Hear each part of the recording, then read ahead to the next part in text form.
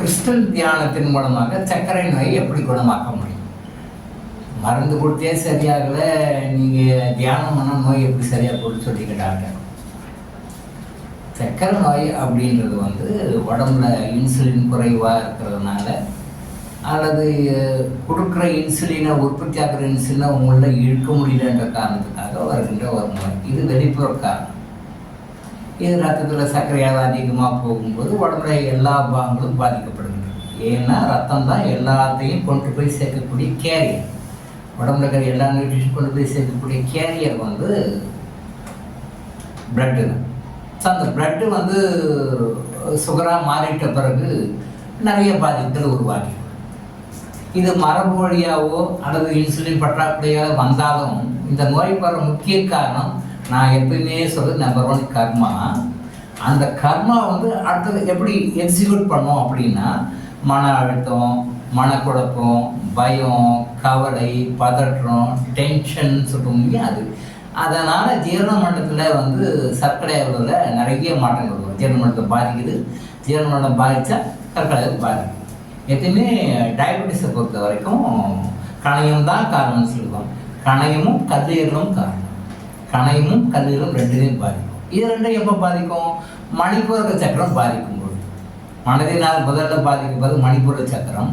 மணிப்பூரக சக்கரம் பாதித்தா என்னாகும்? கணையமும் பாதிக்கும், கல்லீரலும் பாதிக்கும். இது ரெண்டும் பாதித்தாதான் சுகர்.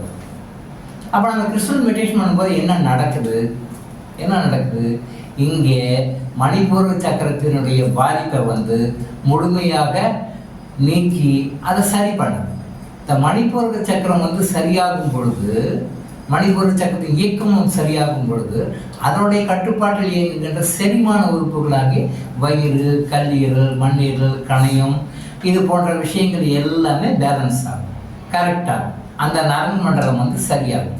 இந்த நரம்பு மண்டலம் சரியாகும் பொழுது உங்களுடைய சுகர் சரியாகும். நாம் சாப்பிட்ற நல்லா டைஜஷன் ஆகும். டைஜஷன் ஆகிறது மூலமாக தேவையான இன்சுலின் கரெக்டாக கிடைக்கும். கிடைக்கிற இன்சுலின் நல்லா செல்கள் முழுமையாக பயன்படுத்தி கொள்ளும். அப்போ டைப் 1, டைப் 2 எதுவாக இருந்தாலும் அடிப்படை காரணம் இதுதான்.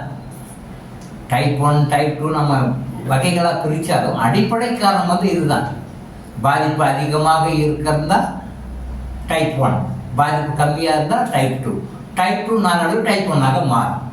டைப் 2 நாளடைவு டைப் 1ஆக மாறும். ஸோ கிறிஸ்டல் உடலில் இயக்க ஆற்றலை சீர் பண்ணுது, சக்கரங்களை சரி பண்ணுது. சக்கரங்களை சரி பண்ணுவதன் மூலமாக மனதை சரி பண்ணுது.